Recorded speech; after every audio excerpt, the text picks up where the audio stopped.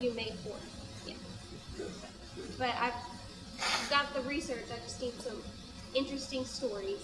So. Cool. Well, this is the right place to come. Some might need to be true. Yeah, let me just give you a little background. Lewis was he was the person that helped Gary put this party together with the late Harold Adams, who's been gone a long, long time. And he was like the dean of students. He became like the dean of students, director of housing. And Gary was the fraternity guy and did all the concerts. And they were a really small staff. But anyway, Louise was at the party as well. And for Lewis's sake, they ran into each other later and got married at UL. And he graduated about the time I got here. Lewis always said, I walked out the door and George walked in. Thanks. Literally I got my job because of Gary. And then Dr. Speth was MC, and he's also a trustee. He was an outstanding, noted professor in geography, as a new name, that was used to call it geography. So he came in 1963, and he had a strong life for student affairs and naming students. The trustees get about $5,000 to an outstanding professor, and he got the fifth one. Okay. Susie is the marketing person for student affairs. She's like the communications and marketing gateway for student affairs. And Jimmy Snyder, here's his book. Jimmy Snyder, he was one of the 7 founders of the Red Barn Alumni Association. And in that book, son, in the front page, it's highlighted on the 3rd page of the thing I just sent you today. It tells you about how much money we've given away. You know what I'm saying? Oh, What they always brag about, you know.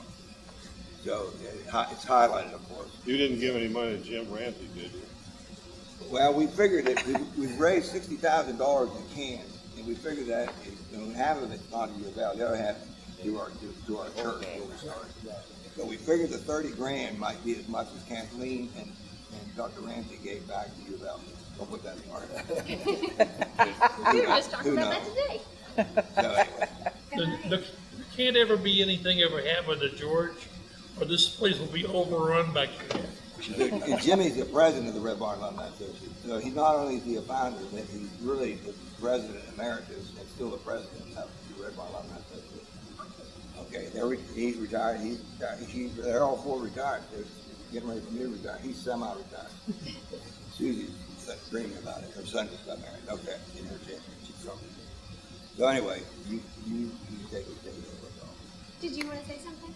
I just want everybody to speak up so that we can pick up the sound. Yeah, I'll need you all to talk loud too. Talk loud. Yeah, remember the acoustics in the Red Barn. Yeah. No, they were going to World's largest locker room. We at least turned off the walk-in, which we never do, but we did today. Well, thank you. I appreciate it. And thank you all for coming. So I wanted to clarify, so this story is going to be kind of like an intro into the 50th birthday, since it'll come out in June. The first week of June is when this magazine will come out. And then we hope to do, after you all have had all your Red Barn events for your 50th birthday, we'll probably try to do a more elaborate story. But this one is more like happy birthday Red Barn. Like, it's just kind of... Introduction to Red Barn. Yes.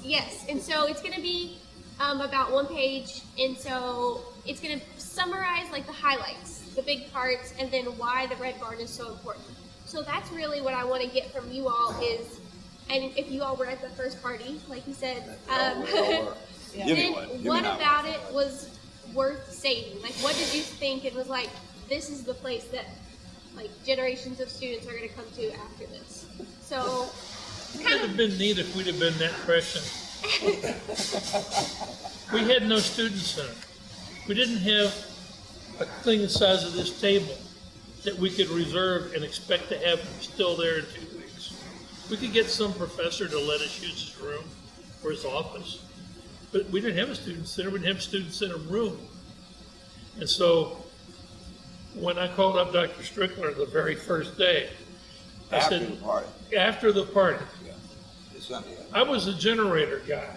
The conduit that comes down is still there, that I hot wired to run the lights so that all the people doing the party could see in the dark. Okay, I wasn't part of it.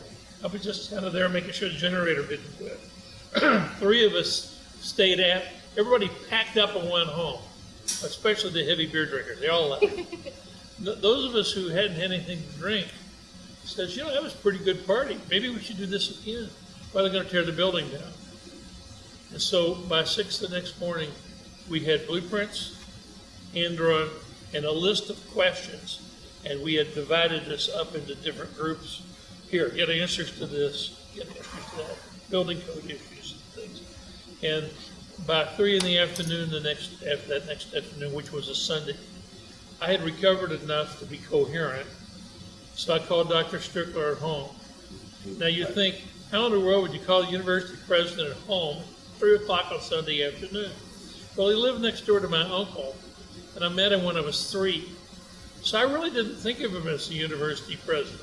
I thought of him as the guy that lived next door to my uncle. So I said, you know how we don't have a student center? We have no place to do anything? And I said, how about something really nasty?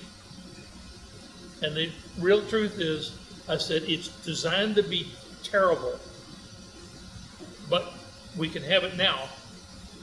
And then when the state takes over, they'll think it's something you want to tear it down. We can trade it for a student center. Well, guess what? We got both. U of L was not in the state system. No, they were Yeah. still a The day I municipal started, school. July 1st, 70.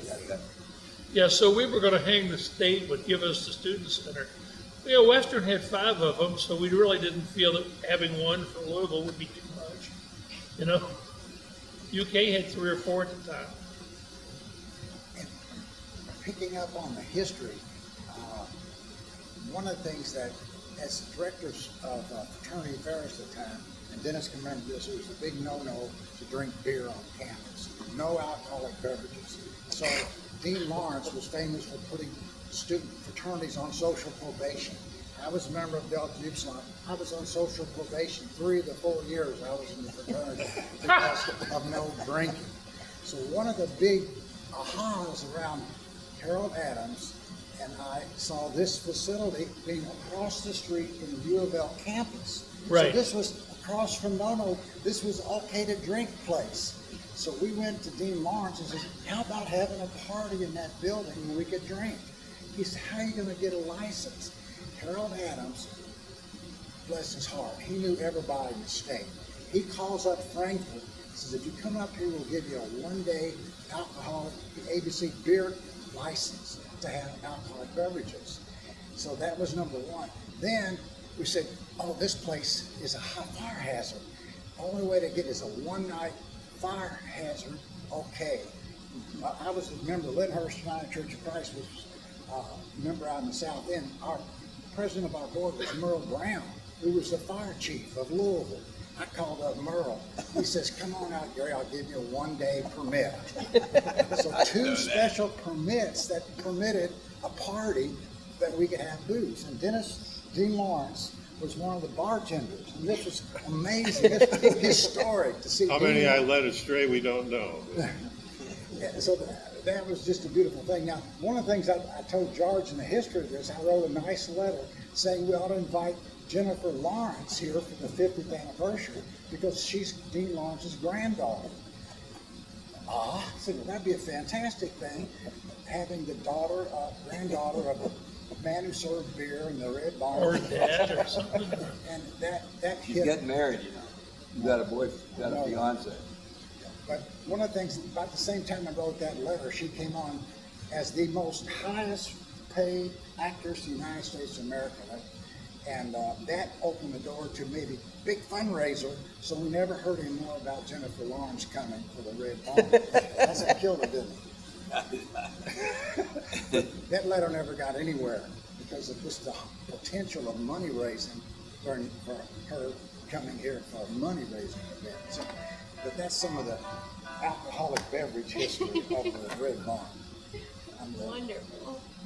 But let me back that up a little bit too. I came in '63, and the only place on campus where there was anything remotely available for a group was over in Bigelow Hall in the old University Center. And even at its best times, it probably wouldn't seat more than a couple of hundred. With a stage in there, and there used to be activities in there. I'd come from Indiana University, which had an incredible union, and I can attest to the fact that the DUs were on social probation because they are, to my knowledge, the only fraternity at the University of Louisville who ever had a charge account at Crazy Ray's Shack by the railroad track, which is a place over here called Oglesby's. They used to sell beer. If you were old enough to drive, you were old enough to buy beer. And I can attest to the fact that they lived over here and they used to have parties. There's no place on campus. Now, secondly, if you think of 64, 65 or so, that's about 18 years after the end of World War II. The GIs were coming back, they were getting married, and they were having children. And I know that there was one of the reasons I got hired was there was anticipation that the enrollment at the university was going to increase. And of course it did. But that even put more pressure on having some place for students, and I would describe this place as indestructible, even though Jack Klugman got drunk and wanted to burn it down one time. Speaking of the only partial horse who ever had an entire horse in the Derby. But there was increasing pressure for that, which makes all of what they're saying all the more important and more significant. And we get a little later, I have another blasphemous thing to mention. But At one time, we named the men's room after Jack. Jack Klugman was here because he had a horse in the Derby. He worked for NBC. He had a show called Quincy, but he was an he alcoholic. was a star on the program called The Odd Couple. Yeah, that was earlier. Yeah, Jack He Klugman. was here when ABC was here with Dan Fogelberg, and he was here because he had a horse. 1980. Yeah, May 2nd, 1980. 39 years ago, coming up, you know what I'm saying? So that's why he was here. And he had a whole entourage with him, and he always got in a fight with Harold Adams because he was so drunk. And Harold was so pissed off at him that he did. But Sandy Hill was in my office, which is now Julie's space, but she kept him apart from killing him. He was drunk, he didn't care. I didn't know that part. But that's how we named it. So we named the bathroom for him. It's the only plaque that ever got taken away. So that's the end of that story. Let me mention one more thing. In the early 70s, we had a president, again, not one of my favorite people, James Fair Miller, famous for living systems, whatever the hell that meant. Yeah. And Miller had grandiose schemes for the campus because urban renewal had coincided with the university growing. And Miller had incredible plans. He wanted to go all the way over toward the expressway. One of his plans was to move the railroad tracks. And I don't know what L&N ever thought of that, but it didn't come to fruition. But he saw this, he really did not have an appreciation for the fact that there was something other than academics going on, that there was a student life, that part of the university experience is the friendships and the camaraderie and the association. And I don't think he really had a handle on that. And he was one of the people who had suggested that they raise this building, that they tear it down. And go one step farther, just to the north of this building, when the university took it over, there was another building, which was the office building for Caldwell Tank Company. It was a two-story brick building. You probably remember that. It had wooden beams inside. Yeah. Looked like something out of a Swiss chalet. And when the fire marshal came out here, they made them tear that down because someone in their earnestness had gone in and had taken the sprinkler system out. So there was all of this facility here, and I'm not sure exactly who went. I know Harold Adams is one of the people who went to talk to Miller and said, you can't tear the Red Barn down. It means too much to the students. And if you do tear it down, you're going to have a Kent State on your hands. And that, I think those are the exact words. And so Miller, one of the few times I guess he listened to reason, they decided that the building would remain, and it is, and it's a credit to a number of people. And if I'm not at that time, Dennis was the first ever student on Budsman. That's right. Yeah, that way he was created to close the gap between faculty and the students. And he was hilarious. That was the first. Were you the only one, or just the I was the first one. Yeah. Yeah, that was a significant thing for students to have their own representative in the big building in the sky. Administration. So there are a lot of people. There are a lot of people who have made it, and again, none who carried on the tradition more than George Howe. Dave Lee and Harry Sparks were the two architects that worked for Dr. Miller. Okay, Dave Lee was the guy. He was the architect from Detroit that built the Health Science Center, and Dr. Miller took a liking to him and hired him. And he in turn hired Harry Sparks, who was connected to Kentucky. His father was the president of Murray State. But anyway, they are obviously where the cultural center is now. So this was the edge of the campus. To say the least. Athletics was here, alumni and development was here, DPS was here. So that was Cardinal Inn, so security. we all hung out together at the Red Barn. So they're the ones in the 70s that said, "You want to save it?" Of course, we said yes. So we promoted it, and they got Dr. Miller to agree to do it if they could find the money themselves, which they did. That's how it happened. There was actually a Cardinal Inn restaurant across the street. Yeah, I've seen pictures. Okay, yeah. Yeah. That was a significant little separation. The miracle of it all is convincing people orange to get a beer license. that is beyond me. That in the fact that Gary and Harold did that is unbelievable. And then we continue. You don't have to put all that in there because they'll want to have beer again all the time. We had a beer license for like 37 years. What is really funny is, now here I am. I'm not much of a beer drinker. I'm still not. But I didn't Nobody's have any perfect. objection to it. Some of us will pick up the slack, so don't worry. My point was, better to have the beer close at home so you don't die on the way home than to go over here and have nobody dies going to get the beer. They only die bringing it home, right? So I figured, so there's some beer on campus. What's so bad about that? And as I came in this building, every time I come in here and I see that Red Barn, but I'm just so happy that George Howe's name is up there now. Because when I was director of student activities back in the day, I remember getting a call one Monday morning from Lee Corso of all people saying, "Gary, you got to get those damn students over here and clean up my football field." We had cans. I think it was Ronnie Millsap. Yeah, Tony Joe White. Tony Joe White. We played him over in Parkway Field on a stage. And I remember Tony Joe saying, "I heard there was supposed to be a storm." I told Ronnie, I said, "No, it's clear skies." He was blind. He'd have never gone on stage if he'd have heard that there was a storm coming. But the next came in there and Lee Carson, I won't forget. And I think he just turned 80 on TV now. Yeah. He's old. You know how Millsap got started? He got here. Gary Burbank called me on the phone. He says, "I understand there's a rehearsal building out there that y'all are working on." And he had heard about it. I don't know how, but he says, "The guy will hardly use any electricity at all. He's blind. He doesn't even need lights." True story. And so I'd come over here to work, and there'd be, the stage used to be down there. There's Ronnie Millsap sitting there in a stone cold darkness, got the sound system on, but he could hear the echo in the room, and he's guitar and sitting there playing. I'm running a power saw down here. Apparently didn't bother him any, Well, but he got started in the Red Barn. Yeah, that's Michael Cohen. He's the vice president of the Red Barn Alumni Association and a member of the scholarship committee. Okay. and my claim to fame as the student activities person, what's it called, the National Student Activities Directors Association? Whatever. NACA, yeah. We went down to West Virginia, of all places, for a national conference. And there was a guy down there named George Howe.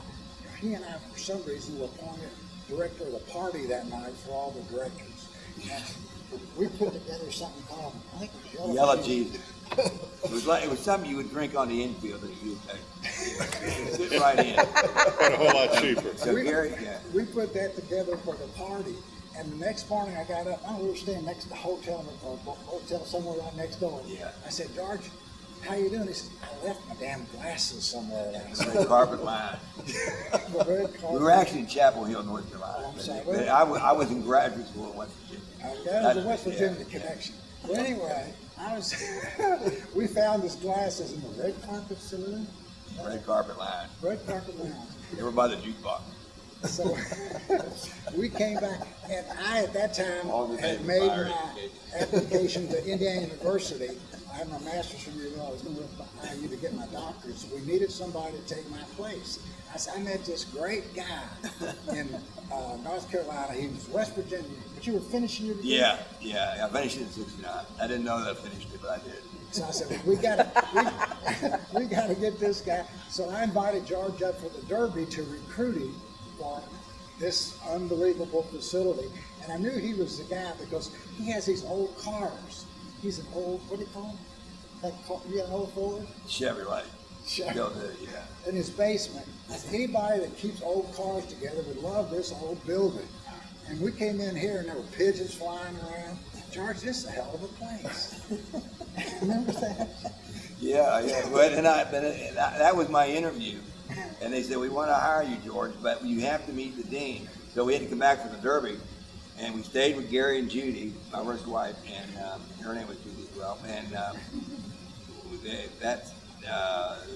they said you have to meet Dean Lawrence because he has to, he's the boss. So, he was visiting all these colleges in the United States and other countries. So he'd been gone like 3 or 4 months, and so they said, we want that happening until Derby Day. So we went to the infield, and then we went to his house in St. Matthews. I think drove maybe somebody did, probably Gary, and went to the little music room where Dot was, and she was a musician like Louise, and so he said, it was about a 5-minute interview. I can't remember everything I said, but I said enough that he said okay. So. Joanne, you might want to play down the alcohol part. Yeah. Because it was Lest we offend some of the Southern Baptists. well, she knows. It was more important than the past. So, And that was only 50 years ago. I mean, just Yeah. incredible time flies. Peanut shells on the floor, Yep, now that father's mustache. yeah. That's that little paragraph at the end says it all. The Dr. Spencer about 2011. It's right here. I won't read it all to you, but it says the whole story. What are you cross-reading? Geez, if I was still teaching, I might be able to get credit for publication. Yeah. But anyway, it says on January 6th, that's when he sent it. It was an email to my wife. So we've kept it alive as well. So, This is the spot where during construction, we made the discovery that about 2 million dead bats were in here. And none of us really felt real good about getting the whisk broom out, dealing with individual bats. So I borrowed fire hoses from the fire department. And we went through this entire superstructure, shinning up holes with fire hoses, placer mounting bats off the top of any horizontal surface to the point that we're all pooled up, and they went down into the storm drains, disappeared. But in the meantime, the room was unable to be hurt. We had fire hose fights inside of here. There was no glass in the windows, just brick. So we had a ball. I never knew a fire hose could hurt so bad. did you tell him about going to Atlanta with Dr. Strickland? I haven't told a whole lot of people that for publication. In urban renewal, as they condemn the property, it has to be reduced earth. Even pipes under the ground are not there, okay? So to transfer this to the university was okay, but it would have had to do without the building. Well, without the building, it's valueless to us. So we need an exception made. So Dr. Strickler called up both the U.S. senators and got the letter.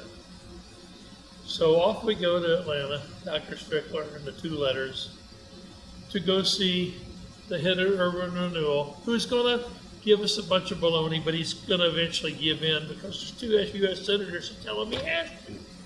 And Dr. Strickler, being the gentleman that he was, tried to explain it in flowery language, and I could see that we had already lost this guy from the head of urban renewal. And I said, look, there's 2 U.S. senators that say you will. I say you will. We ain't leaving till you do, and our plane is in about 4 hours. Let's just do this and cut to the end of the chase. And Dr. Strickler almost passed out because he's a good guy. He would never treat absolutely. anybody like that. Everybody But I was a student. Heck, what do I know? And that's the truth. So they decided that, okay, they'd leave the building up, but that the guy who's tearing it down cannot be held responsible for any damage that might be done. And there's going to be damage. So on the morning he started that, I had 32 photographers, every angle. You've no Hollywood movie ever been shot with more cameras. And they come in and say, what's with all this? Well, damage that's inadvertent is no problem. Damage that's on purpose This is all. is a whole nother problem. We will have pictures of everything. The guy refused to get in the crane and work. So he eventually did, and this is almost an indestructible building, by the way. There's a duplicate of it that was right there. This is the old building, that's the new. The new was not built as well as this. It came right down. This one wouldn't have. Yeah, there was another building just like this one. Yeah, right there, Yeah, they were connected. where they had added So on. this was an interior wall. So when they renovated it, they matched the brickwork with that, and it was incredible. The original plan was to turn that into tennis courts for the tennis team. But I said, there's only a few of us. We got our own job. We're glad to wish you well. You have to carry the ball on that one yourself. So, The one that got away is 100 by 200 feet. It was in the next block. It had 2 railroad sidings in it, which I had figured out we were going to use for stages. That way, as one band is playing, you just push a new one in and pull the old one back out. But it was too big. And again, this was manageable for student labor. Nobody got paid.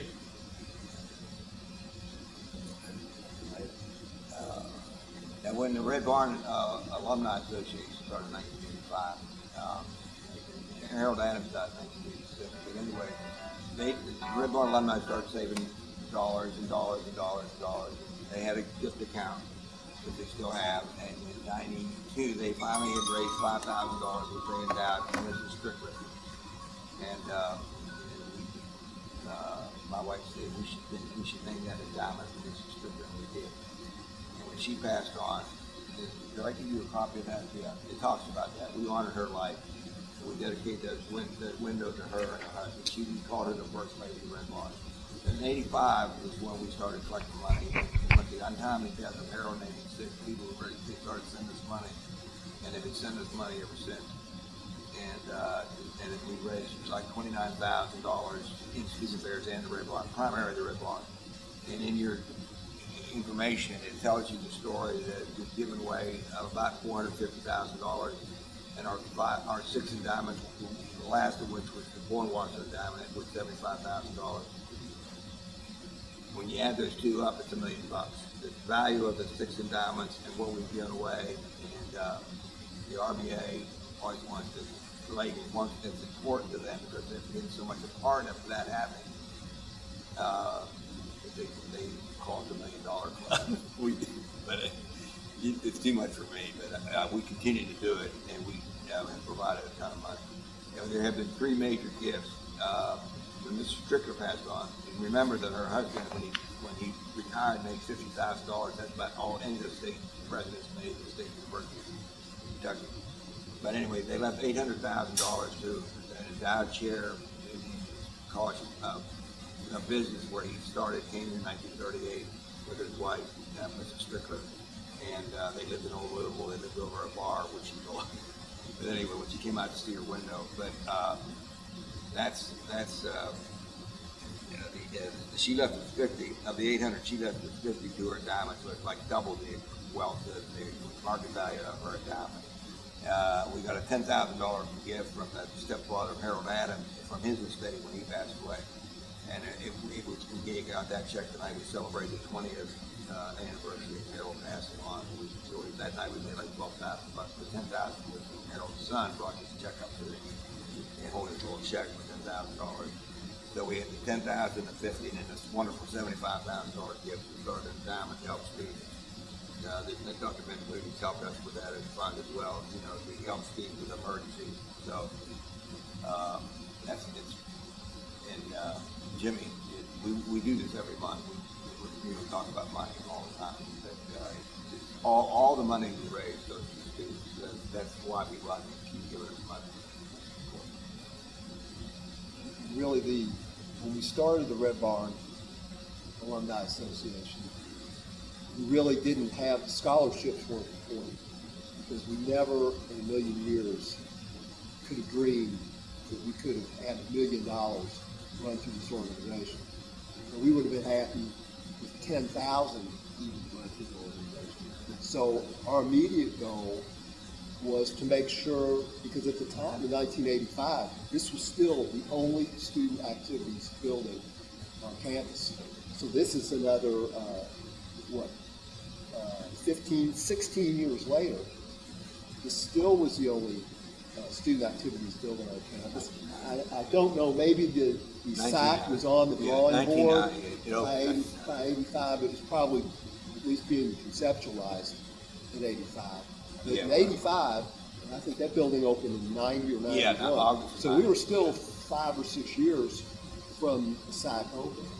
So our goal as alumni was to make sure that the Red Barn could continue to function as a student activities building and had everything it needed.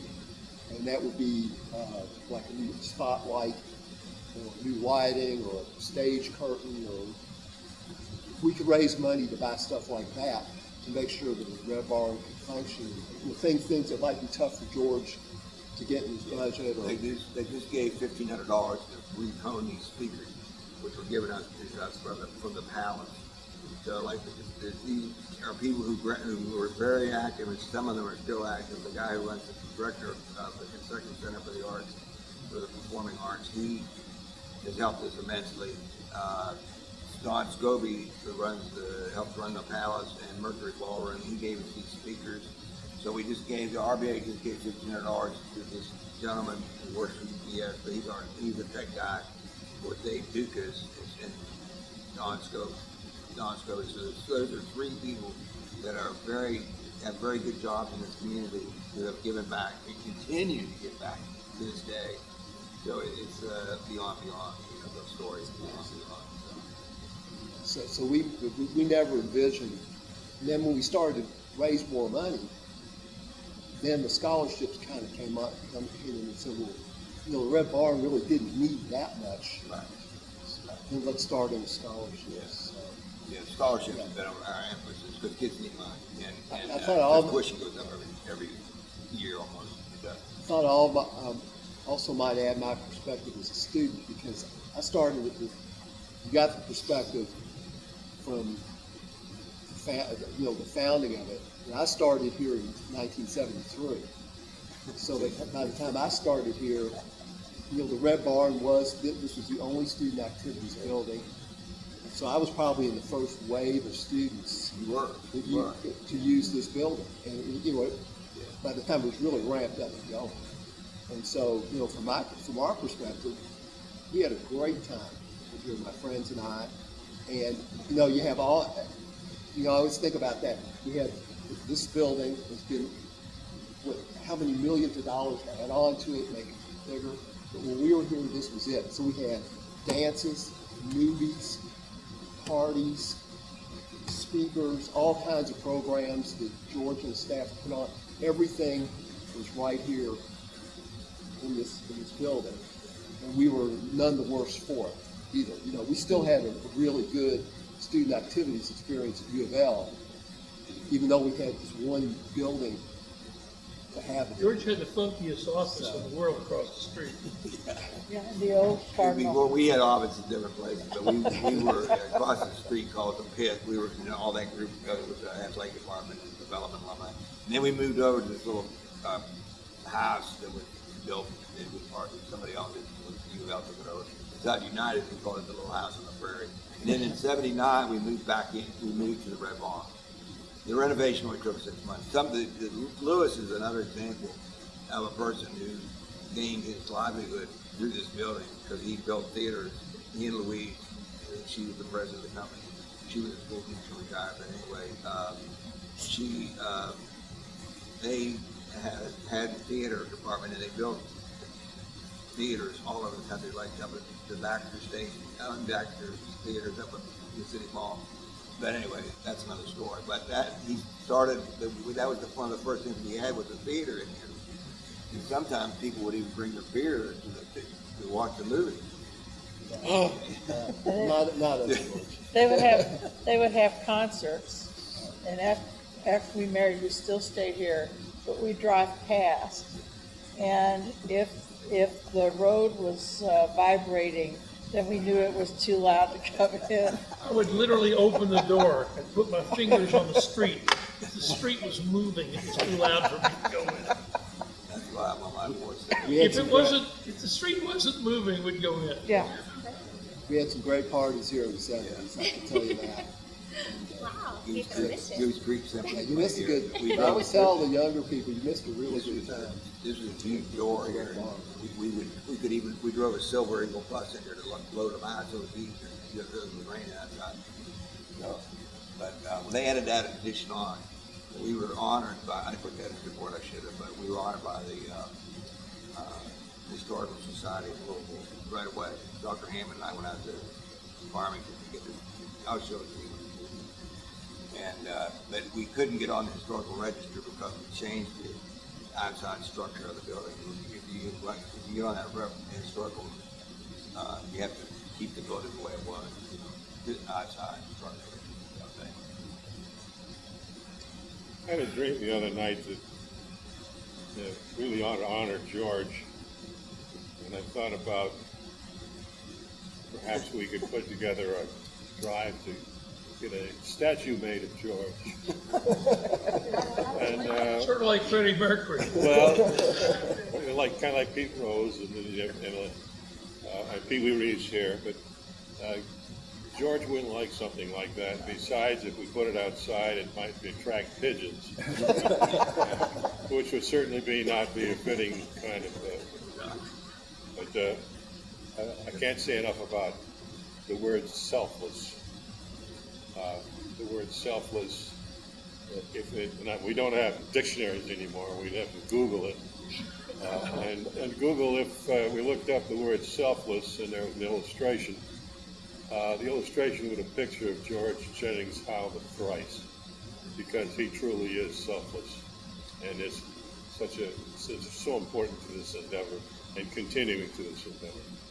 It's been his life, and I was happy to hear that they had named the building. Although somebody said, "Have you seen the cow barn?" I said, "The what?"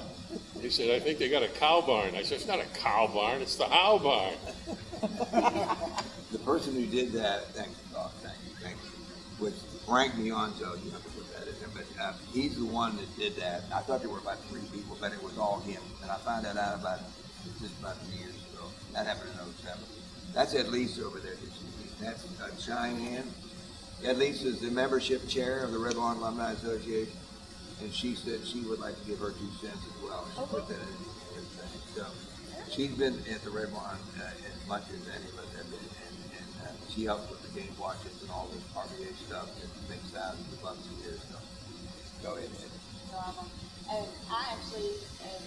I came here as a student in 1982, and I was here for 4 years.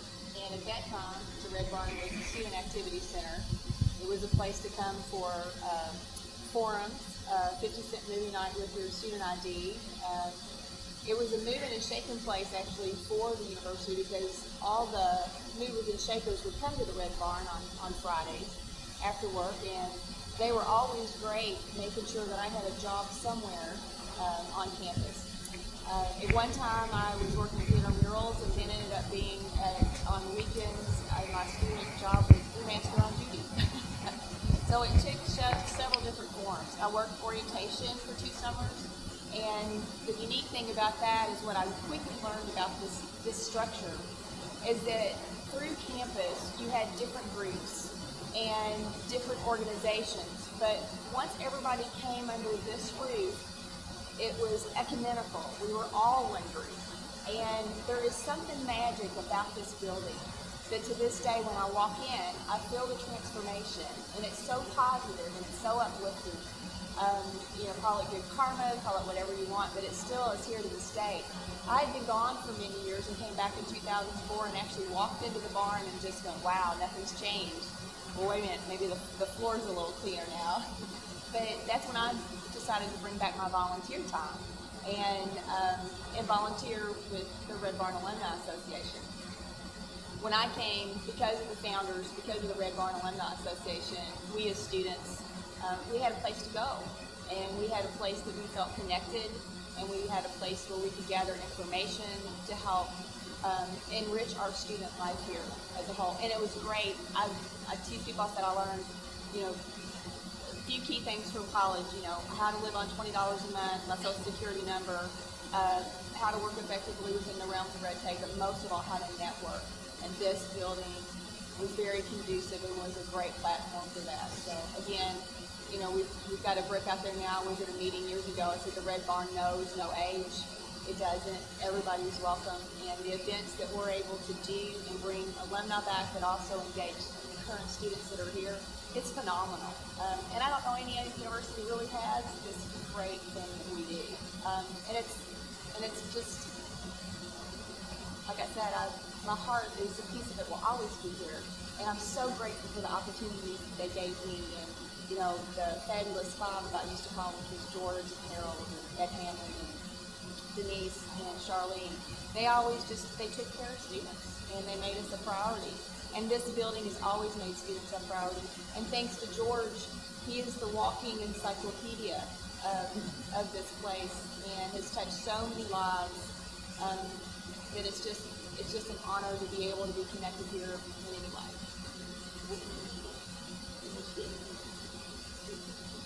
And I got to be membership chair because I missed a meeting and that's how I got nominated. So I'll just missed a meeting. Yeah. Is there anything? He's on the scholarship committee, he's the vice president. Okay.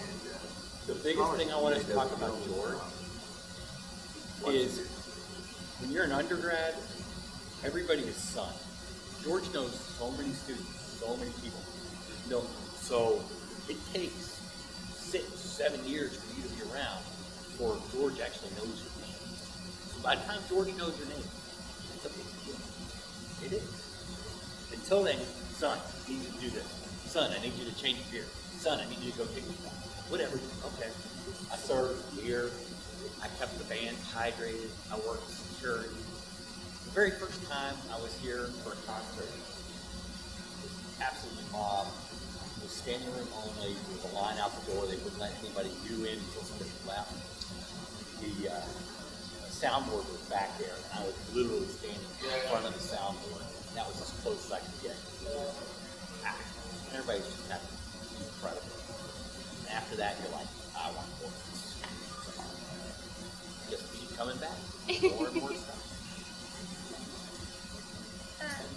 So I love all of your stories, and I'm glad you're recording them all. Because, like I said, I was telling them earlier, this is going to be kind of more like an intro to Red Barn piece, and then maybe in the fall magazine we're going to do something more extensive, because we want to tell everybody about the events that you all have gone on. I know Tim Moore sent us a list of the birthday events that you all are doing. Yeah. Yeah, like including the football game and everything.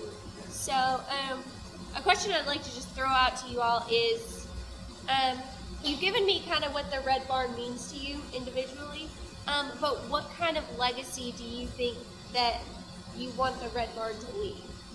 If that makes sense. Oh, when George passes on, I think it's only appropriate to have it laminated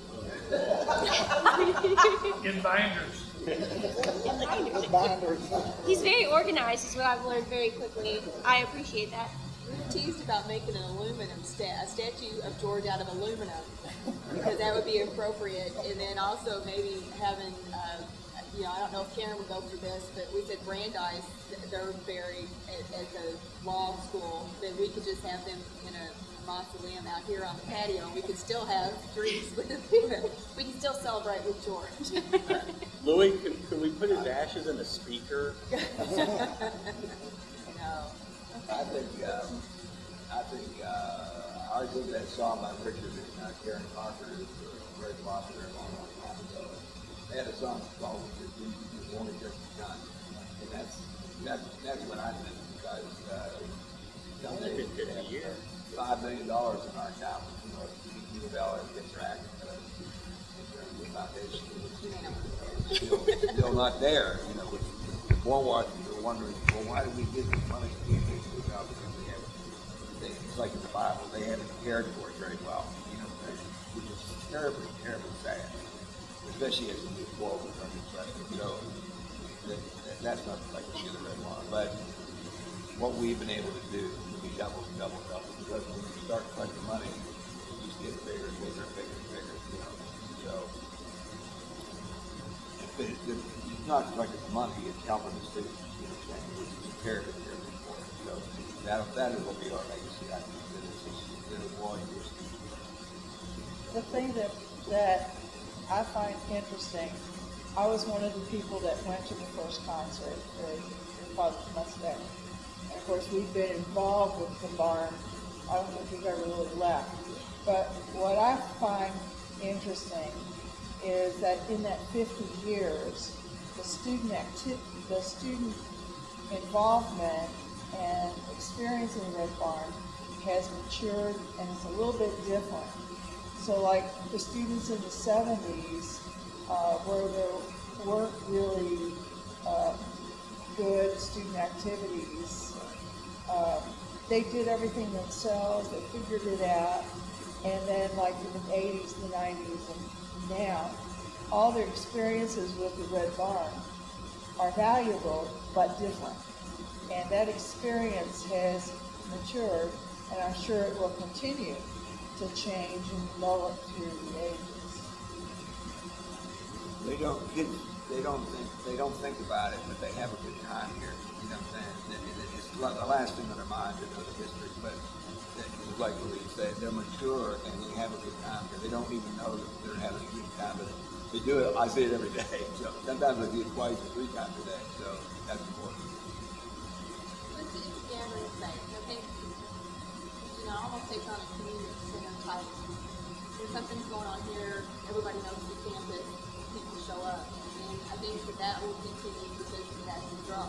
And one thing about George that was very impressive, I know you call us all sons, so it's not gender specific, we're all sons. And I've been seeing calling you, what's up, Daddy? Oh, this is so many sons. But when I hadn't seen him for 18 years and I walked in here and I saw George and I was like, hi, and this, I don't know who. Oh, I remember you. He remembers everybody. You do. You have this front row. You're either part of the brain that most people can't even tap into. And that is that you are you're like another Willow. You're in the bricks of this building, just like Lewis and Luzar, Jimmy, and Gary. I mean, this is something that I don't think can just be duplicated anywhere, and it is very unique. And I think, like you said, the legacy, you want students to know and feel, because you can take somebody off the street and have them walk in and then just not say anything and then ask them, and they're like, yeah, it's a different feel here than you feel anywhere else, not only on campus, but anywhere else in the city too. And it's one thing to think about the aging process, and Dennis and I go way back, but one of my friends, they said, well, Gary, you know, we're entering into the third trimester of our life. And that's a rather ominous thought, but we got 50 years of ownership of this building in this room right now. And one of the things I saw, that my wife and I were dorm parents at Threcold Hall, had our first child at Threcold Hall, our second one, Miller Hall, and I saw they go tearing those buildings down. I thought, damn, what's going to be left of U of L that I was a part of? And I think this is something I can always look to and come back and say, it's still here. The Red Ball is still here. I think that would be the best legacy. None of us may be around 50 years from now, but 50 years from now, this building is still here, it's still doing what it's doing, what it's done for the last 50 years, for another 50 years, then that, for me, that would be the greatest legacy of this building. And then hopefully for 50 more years after that. So, you know, and that's why the RBAA started, because we didn't want to see them turn this into a storeroom. You know, when this building was built, You can never tell. turn this into a storeroom or something, or want to tear it down, who knows? And so the greatest legacy for Red Barn would be 50 more years. Tom Boomer. We keep the binders. Take a picture of us today. You don't have to Tom Boomer's cell phone. No, but I can text. I think he's. He had an appointment at 2:30, so he said he'll come. Yes, I he gave- told me I he gave would him some come. free beers, so I know he'll come. Invested. Should have given you some. Only there was a cold memory today. But he works in communication marketing. Yes, yes, he does. He's right down the hall. You know, your comment You don't have about to put that in. about George knowing everybody and everybody knowing George. I don't know if you've ever been in his office and seen his Rolodex. When they bought the Rolodex, he bought the industrial size Rolodex, and he threw 23 of the letters away because he didn't need but 3. So if you go to check George's Rolodex of his list of friends, they're under B, C, or D. Because if you've ever encountered George, if you've ever been associated with George, if you've ever conversed with George, you know the only 3 terms he uses to describe you is bro, cuz, or dude.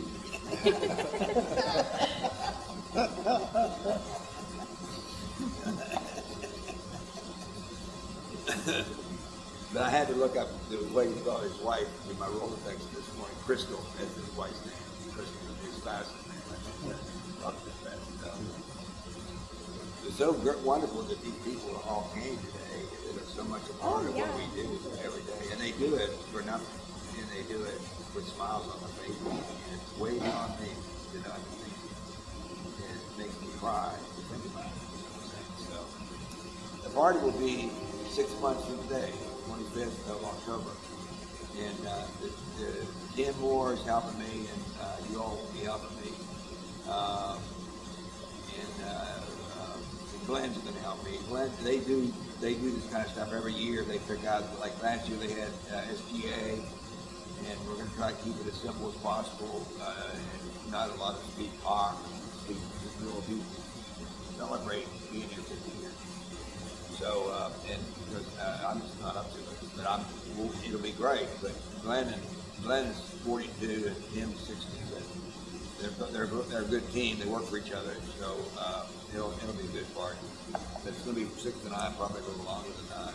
Going to play on that Friday. We'll come 6 months today. 25th.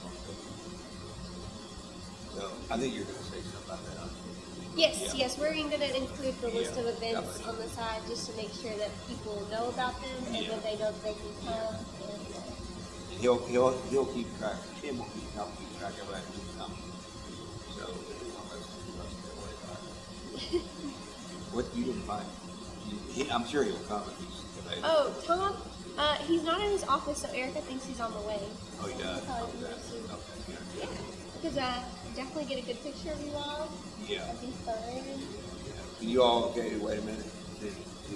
I mean, I gave him a beer yesterday, so he's been. He's got to come at some point, right? Yeah. Yes, Erica said he's not there, so she thinks he's on the Susie, way. we just gave her a derby basket. It was a year old for being here today. Thank you, Susie. So if she gets the new derby glasses are good. They're a great gift, man, because they're so cheap, especially if you buy them after the derby. They're like $1.50, but people love them. Man. I do. People collect them and. So, You're going to be very busy because the year from July 1st is the 50th anniversary of the University of Louisville going into the state.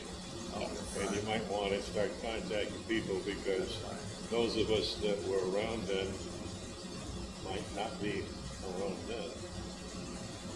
Right, Doc. That's coming up too. This picture over here is, don't ask me how, the top was the Derby Hostel, which we did.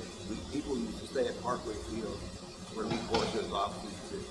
But anyway, we did it through the Red Barn, and if the weather was terrible, we had it in here, but we did it for quite a few years. And that's written up about that. You can read it. I don't have the magazine, but below it is in the early history of the Red Barn about Lewis, and there's a picture, great pictures up there of game watch of the UK game. It was the night we played UK in 1983. It was called the Dream Game. There's Tom. Give it up for Tom. We were just wrapping up, Tom. Yeah. And we were hoping you brought that beer with you. Doc said, the first thing he said to me, he didn't say, the Red Barn looks nice, he said, where's the beer? I figured it wasn't Sunday, so, you know. So anyway, okay.